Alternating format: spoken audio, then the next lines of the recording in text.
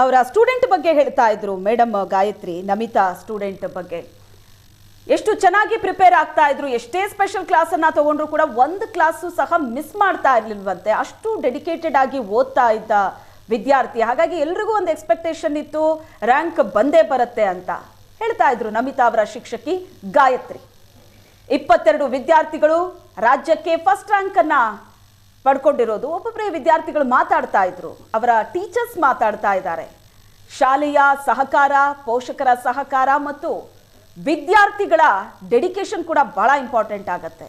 ಎಲ್ಲ ಮಕ್ಕಳು ಚೆನ್ನಾಗಿ ಓದಲಿ, ಒಳ್ಳೆ ಮಾರ್ಕ್ಸ್ ತಗೊಳ್ಳಿ ಅಂತಲೇ ಸ್ಕೂಲಲ್ಲಾಗಲಿ ಅಥವಾ ಮನೆಯಲ್ಲಾಗಲಿ ಪೋಷಕರು ಸಪೋರ್ಟ್ ಮಾಡ್ತಾ ಇರ್ತಾರೆ. ಬಟ್ ಕೆಲವು ಸ್ಟೂಡೆಂಟ್ಸ್ಗಳಿಗೆ ಅದು ಸಾಧ್ಯ ಆಗುತ್ತೆ, ಕೆಲವು ಸ್ಟೂಡೆಂಟ್ಸ್ಗಳಿಗೆ ಅದು ಸಾಧ್ಯ ಆಗೋದಿಲ್ಲ. ಬಟ್ ಯಾರಿಗೆ ಸಾಧ್ಯ ಆಗೋದಿಲ್ವೋ ಅಂಥವರು ಕೂಡ ಧೃತಿಗೆಡಬೇಕಾಗಿಲ್ಲ. ಜೀವನ ಮುಂದೆ ತುಂಬ ಇದೆ.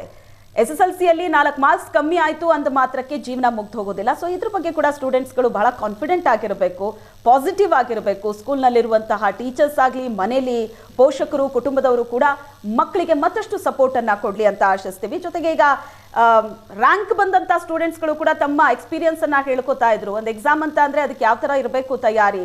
ನಾಳೆ ಎಕ್ಸಾಮ್ ಅಂದರೆ ಇವತ್ತು ಓದಿ ನಾನು ರ್ಯಾಂಕ್ ತೊಗೊಂಡ್ಬಿಡ್ತೀನಿ ಅಂತ ಅಂದರೆ ಆಗೋದಿಲ್ಲ. ವರ್ಷ ಪೂರ್ತಿ ಒಂದು ಡೆಡಿಕೇಶನ್ ಇರುತ್ತೆ, ಒಂದು ಕನ್ಸಿಸ್ಟೆನ್ಸಿ ಇರುತ್ತೆ. ಪ್ರತಿದಿನ ಇಷ್ಟು ಗಂಟೆಗಳನ್ನು ಸ್ಟಡೀಸ್ಗೋಸ್ಕರ ಮೀಸಲಿಟ್ಟಿರ್ತಾರೆ. ಯಾವ ಕ್ಲಾಸನ್ನು ಮಿಸ್ ಮಾಡ್ಕೊಳ್ಳೋದಿಲ್ಲ. ಟೀಚರ್ಸ್ ಏನೇ ಹೇಳಿದ್ರು, ಅದು ಹೋಮ್ವರ್ಕ್ ಆಗಿರ್ಬೋದು ಅಥವಾ ಯಾವುದೇ ರೀತಿ ಸಲಹೆ ಕೊಟ್ಟರು ಕೂಡ ಅದನ್ನು ತಗೋತಾ ಇರ್ತಾರೆ. ಆ ಥರದ ಸ್ಟೂಡೆಂಟ್ಸ್ಗಳು ಸ್ಟಾರ್ಟಿಂಗಿಂದ ಒಂದು ಕಾನ್ಫಿಡೆನ್ಸನ್ನು ಟೀಚರ್ಸಲ್ಲೂ ಕೂಡ ತಂದಿರ್ತಾರೆ. ಈ ವಿದ್ಯಾರ್ಥಿಗಳು ಖಂಡಿತವಾಗ್ಲೂ ಒಳ್ಳೆ ಮಾರ್ಕ್ಸ್ ತಗೋತಾರೆ ಅಥವಾ ರ್ಯಾಂಕ್ ಬರ್ತಾರೆ, ಬ್ರೈಟ್ ಸ್ಟೂಡೆಂಟು ಅಂತ. ಸೊ SSLC ಪರೀಕ್ಷೆಯ ಫಲಿತಾಂಶ ಪ್ರಕಟ ಆಗಿದ್ದು, ದಕ್ಷಿಣ ಕನ್ನಡ ಮೊದಲ ಸ್ಥಾನವನ್ನು ಪಡ್ಕೊಂಡಿದೆ. ಫಲಿತಾಂಶದಲ್ಲಿ 2ನೇ ಸ್ಥಾನ ಉಡುಪಿ ಜಿಲ್ಲೆ ಪಡ್ಕೊಂಡಿದೆ, 3ನೇ ಸ್ಥಾನ ಉತ್ತರ ಕನ್ನಡ ಜಿಲ್ಲೆ ಪಡ್ಕೊಂಡಿದೆ.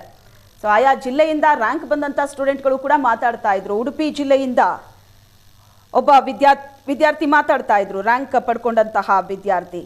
ಯಾವ ಥರ ಇತ್ತು ಸ್ಕೂಲಿನ ಸಹಕಾರ, ಜೊತೆಗೆ ಮನೆಯಲ್ಲಿ ಯಾವ ರೀತಿ ಸಹಕಾರವನ್ನು ಕೊಡ್ತಾ ಇದ್ರು, ತಾನು ಯಾವ ಥರ ಓದ್ತಾ ಇದ್ದೆ ಇದ್ರ ಬಗ್ಗೆ ಮಾತಾಡ್ತಾ ಇದ್ರು. ಸ್ವಸ್ತಿ ಕಾಮತ್ ಅಂತ ಫಸ್ಟ್ ರ್ಯಾಂಕ್ ಪಡ್ಕೊಂಡಂತಹ ವಿದ್ಯಾರ್ಥಿ. SSLC ರ್ಯಾಂಕ್ ಸ್ಟೂಡೆಂಟ್ಗಳ ಲಿಸ್ಟನ್ನು ನೋಡ್ತಾ ಇದ್ದೀರಿ ಸ್ಕ್ರೀನ್ ಮೇಲೆ. 625ಕ್ಕೆ 625 ಅಂಕವನ್ನು ಪಡ್ಕೊಂಡಿರೋರೇ 22 ಜನ ಸ್ಟೂಡೆಂಟ್ ಇದ್ದಾರೆ. 624, 623 ಅಂಕ ಗಳಿಸಿದವರು ಕೂಡ ಸಾಕಷ್ಟು ಜನ ಇದ್ದಾರೆ. ಈ ಬಾರಿ ಎಂದಿನಂತೆ SSLC ಫಲಿತಾಂಶದಲ್ಲಿ ವಿದ್ಯಾರ್ಥಿನಿಯರೇ ಮೇಲುಗೈ ಸಾಧಿಸಿದ್ದಾರೆ. 74% ಅಷ್ಟು ವಿದ್ಯಾರ್ಥಿಗಳು ಪಾಸ್ ಆಗಿದ್ದಾರೆ, ಮೇಲುಗೈ ಸಾಧಿಸಿದ್ದಾರೆ. ರ್ಯಾಂಕ್ ಸ್ಟೂಡೆಂಟ್ಗಳ ಲಿಸ್ಟಲ್ಲೂ ಕೂಡ ಹೆಣ್ಮಕ್ಳೇ ಜಾಸ್ತಿ ಇದ್ದಾರೆ. 22 ಜನ ಸ್ಟೂಡೆಂಟ್ಗಳಲ್ಲಿ ಫೋಟೋ ನೋಡ್ತಾ ಇದ್ದೀರಿ ಸ್ಕ್ರೀನ್ ಮೇಲೆ. 22 ವಿದ್ಯಾರ್ಥಿಗಳು ರಾಜ್ಯಕ್ಕೆ ಪ್ರಥಮ ಸ್ಥಾನವನ್ನು ಪಡ್ಕೊಂಡಿರೋರು. SSLC ಅಂತ ಅಂದರೆ ಸ್ಕೂಲ್ ಸ್ಟಾರ್ಟ್, SSLC ಕ್ಲಾಸ್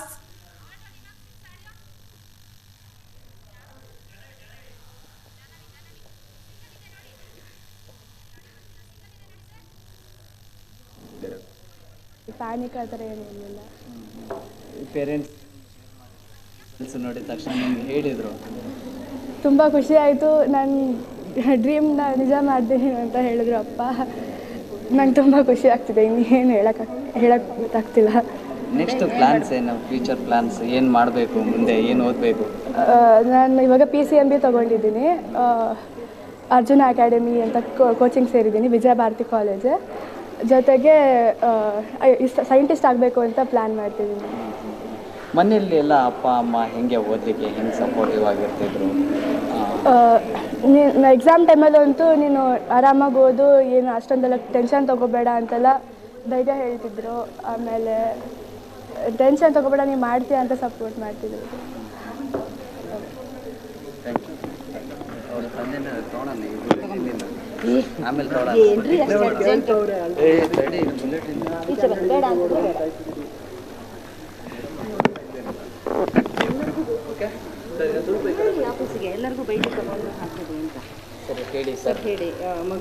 ನನ್ನ ಮಗಳ ಬಗ್ಗೆ ನನಗೆ ತುಂಬ ಕಾನ್ಫಿಡೆನ್ಸ್ ಇತ್ತು. ನಾನು ಕಳೆದ 13 ವರ್ಷಗಳಲ್ಲಿ ಕಂಪೇರ್ ಮಾಡಿದ್ರೆ ಲಾಸ್ಟ್ 15 ದಿವಸ ಎಕ್ಸಾಮ್ನಲ್ಲಿ ಓದು ಅನ್ನೋದು ಬಿಟ್ಟರೆ 12 ವರ್ಷ ನಾನು ಓದು ಅಂತ ಅವಳಿಗೆ ಹೇಳೇ ಇಲ್ಲ. ಅವಳ ಒಂದು ಇದನ್ನು ಅರ್ಥ ಮಾಡಿಕೊಂಡು ಅವಳಾಗೆ ಓದ್ತಾ ಇದ್ದಿದ್ದು. ನಾನು ಯಾವ ಪ್ರತಿದಿನ ಮಲಗು ಅಂತಲೇ ಹೇಳ್ತಾ ಇದ್ದೆ ಹೊರತು ಓದು ಅಂತ ಹೇಳ್ತಾ ಇರಲಿಲ್ಲ. ಕೊನೆ 15 ದಿವಸದಲ್ಲಿ ನನಗೆ ಟೆನ್ಷನ್ ಆಗ್ತಾ ಇತ್ತು, ಇವಳು ಓದ್ತಾ ಇರಲಿಲ್ಲ, ಆಟ ಆಡ್ಕೊಂಡು ಕಾಲ ಕಳೀತಾ ಇದ್ದಾಳಲ್ಲ ಅನ್ನೋ ಒಂದು ಟೆನ್ಷನ್ ಇತ್ತು ನನಗೆ. ಸೊ ನೀನು ಹಿಂಗಾದರೆ ನಿನ್ನ ಎಕ್ಸ್ಪೆಕ್ಟೇಷನ್ ರೀಚ್ ಆಗಲ್ಲ ಅಂತ. ಬಟ್ ನನಗೆ ಎಕ್ಸ್ಪೆಕ್ಟೇಷನ್ ಇತ್ತು she will get more than 620. ನನಗೆ ಆ ಒಂದು ಕಾನ್ಫಿಡೆನ್ಸ್ ಖಂಡಿತ ಇತ್ತು. ಹಾಗಾಗಿ ಅದ್ರ ಬಗ್ಗೆ ನಾವು ಯಾವತ್ತೂ ಅವಳಿಗೆ ಓದೋದ್ರ ಬಗ್ಗೆ ಬೈದಿದ್ದಾಗಲಿ ಇನ್ನೊಂದಾಗಲಿ ಇಲ್ಲ. ಕೊನೆ 15 ದಿವಸ ಆ್ಯಸ್ ಅ ಪೇರೆಂಟ್ ನಮಗೆ ಟೆನ್ಷನ್ ಇತ್ತು. ಆ ಟೆನ್ಷನ್ ಹೌದು, ಪ್ರತಿಯೊಂದು ಟೆಸ್ಟಲ್ಲೂ ಪ್ರತಿಯೊಂದು ಪ್ರಿಪೇಟ್ರಿನಲ್ಲೂ ಅವಳಿಗೆ ಕನ್ಸಿಸ್ಟೆನ್ಸಿಯಾಗಿ 99% ಎಬೋನೇ ಇದ್ಲು ಅವಳು. ಹಾಗಾಗಿ ಅವಳ ಬಗ್ಗೆ ನಮಗೆ ಕಂಪ್ಲೀಟ್ ಕಾನ್ಫಿಡೆನ್ಸ್ ಇತ್ತು. ಸೊ ಅದು ನಾವು ಅವಳು ಓದಿನ ಬಗ್ಗೆ ವರಿ ಮಾಡ್ಕೋತಾರಿಲ್ಲ. ಹಾಗಾಗಿ ಅವ್ರ ಟೀಚರ್ಸ್ ಸ್ಕೂಲಿಂದ ಸಪೋರ್ಟ್ ಇತ್ತು. ನಾನು ಸ್ಕೂಲಲ್ಲಿ ಟೀಚರ್ಸ್ ಜೊತೆ ಡಿಸ್ಕಷನ್ ಮಾಡಿದಾಗ ನೀವು ಯಾಕೆ ಟೆನ್ಷನ್ ಮಾಡ್ಕೋತೀರಾ, ಅವಳು ಓದ್ತಾಳೆ ಅಂತ ಹೇಳ್ತಾ ಇದ್ರು. ಫಸ್ಟ್ ರಿಸಲ್ಟ್ಸ್ ನೋಡಿದ್ದು ಕೂಡ ನೀವೇ? ಇಲ್ಲ, ನಾನು ನೋಡಲಿಲ್ಲ. ನಾನು ಇನ್ನೂ 12:30 ಮೇಲೆ ವೆಬ್ಸೈಟ್ ಅಪ್ಲೋಡ್ ಆಗುತ್ತೆ, ಆಮೇಲೆ ನೋಡಿದ್ರೆ ಆಯಿತು. ನಾವು ಮಗಳು ಕ್ಲಾಸಿಗೆ ಹೋಗಿದ್ದಾಳೆ, ಅವಳಿಂದ ಫಸ್ಟ್ ಕರ್ಕೊಂಬರೋಣ, ಒಟ್ಟಿಗೆ ರಿಸಲ್ಟ್ ನೋಡೋಣ ಅನ್ನೋ ಭಾವನೆ ಇತ್ತು ನಮಗೆ. ಅಷ್ಟರೊಳಗಾಗಲೇ ಸ್ಕೂಲಿಂದ ಫೋನ್ ಬಂದ್ಬಿಟ್ಟು ಲೀಕ್ ಆಗೋಗ್ಬಿಡ್ತು. ಇರಲಿ, ಪರವಾಗಿಲ್ಲ. ನಾನು HCG ಹಾಸ್ಪಿಟಲಲ್ಲಿ ಕ್ರೆಡಿಟ್ ಮ್ಯಾನೇಜರ್ ಆಗಿದ್ದೀನಿ, ಬ್ಯಾಂಗ್ಳೂರಲ್ಲಿ. ನಾಗೇಂದ್ರ ಅಂತ. So one more point. So entire credit it has to be go to the teachers and our mother. ಯಾಕೆಂದರೆ ಅವರ ತಾಯಿಯ ಸಪೋರ್ಟ್ ಇಲ್ಲದಲೇ ಅವಳು ಇದನ್ನು ಅಚೀವ್ ಮಾಡೋಕ್ಕಾಗ್ತಿರಲಿಲ್ಲ. ಪ್ರತಿದಿನ ಅವಳು ಓದ್ಬೇಕಾದ್ರೆ ಅವಳ ಜೊತೆ ಕೂರ್ತಾ ಇದ್ದರು, ಅವರು ನಿದ್ದೆ ಮಾಡ್ತಾ ಇರಲಿಲ್ಲ. ಹಾಗಾಗಿ ಆ ಮದರಿಗೆ ನನಗೆ ತುಂಬ ನಾನು ಧನ್ಯವಾದಗಳನ್ನು ಹೇಳಕ್ಕೆ ಇಷ್ಟಪಡ್ತೀನಿ, ಅವ್ರ ತಾಯಿ. ಅಮ್ಮ ತುಂಬ ಭಾವುಕರ. ನಾಗೇಂದ್ರ ಅಂತ. ಏನು ಹೇಳಬೇಕು ಗೊತ್ತಿಲ್ಲ.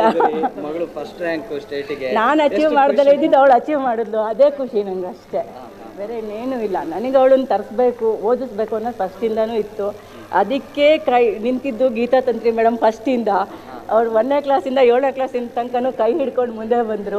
ಆಮೇಲೆ ಮಿಕ್ಕಿ ಟೀಚರ್ಸ್ DBS ಮ್ಯಾಮ್ ಆಗಿರ್ಬೋದು, ಜಯಾ ಮ್ಯಾಮು, ಟೀಚರ್ಸ್ ಅಷ್ಟು ಹೇಳಕ್ಕೆ ಬರ್ತಾ ಇಲ್ಲ.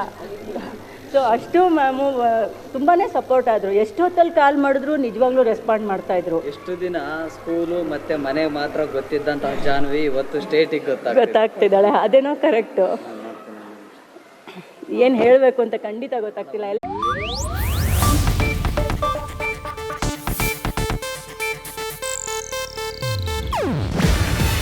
ಇದು ಏಷ್ಯಾನೆಟ್ ನ್ಯೂಸ್ ನೆಟ್ವರ್ಕ್ ಪ್ರಸ್ತುತಿ. ನೀವು ನೋಡ್ತಿದ್ದೀರಾ ಏಷ್ಯಾನೆಟ್ ಸುವರ್ಣ ನ್ಯೂಸ್.